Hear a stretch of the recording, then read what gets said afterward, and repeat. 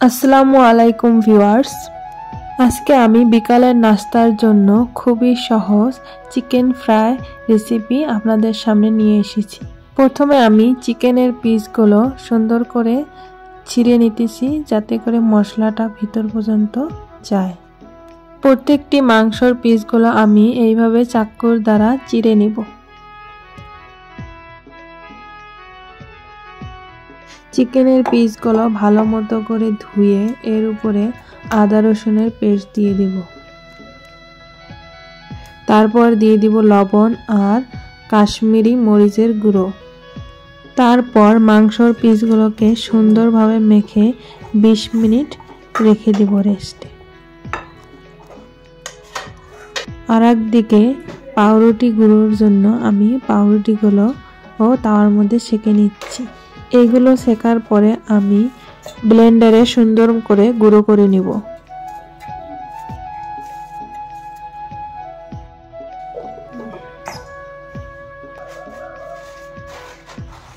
অন্যদিকে আর একটা বাটিতে 2টা ডিম আমি ফেটে নিব আর এর মধ্যে পরিমাণ মতো লবণ দিয়ে গুলিয়ে নিব।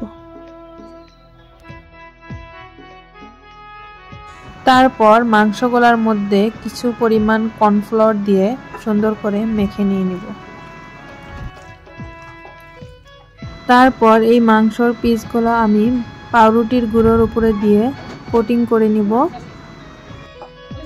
তারপর কোটিং করা মাংসর পিসগুলো ডিমের মধ্যে চুবিয়ে আবারও পাউরুটির মধ্যে সেকেন্ড টাইম কোটিং করে নিব। এইভাবে সবগুলা পিসকেই কোটিং করে নিব। এখন একটা প্যানে রিফাইন তেল দিয়ে তেলটাকে মিডিয়াম হিটে সুন্দর করে পিসগুলা দিয়ে দিব। মাংসের এই পিসগুলা খুবই কম হিটে আস্তে আস্তে নেড়ে চেড়ে 2 পিঠটাকে উল্টে পুল্টে ভেজে নিব। মাংসের এই পিসগুলো সুন্দর লাল লাল হয়ে গেছে, তো এটা কমপ্লিট বানানো, নামিয়ে নিব। এই একইভাবে সবগুলো চিকেনের পিসগুলো আমি ভেজে নিয়েছি। এখন আমি এগুলো প্লেটিং করে নিব।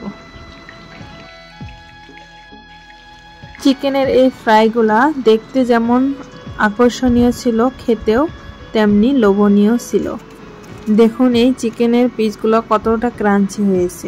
বিকালের নাস্তার জন্য এটি একটা ঝটপট নাস্তার রেসিপি, তো আপনারা অবশ্যই ট্রাই করবেন। আল্লাহ হাফেজ।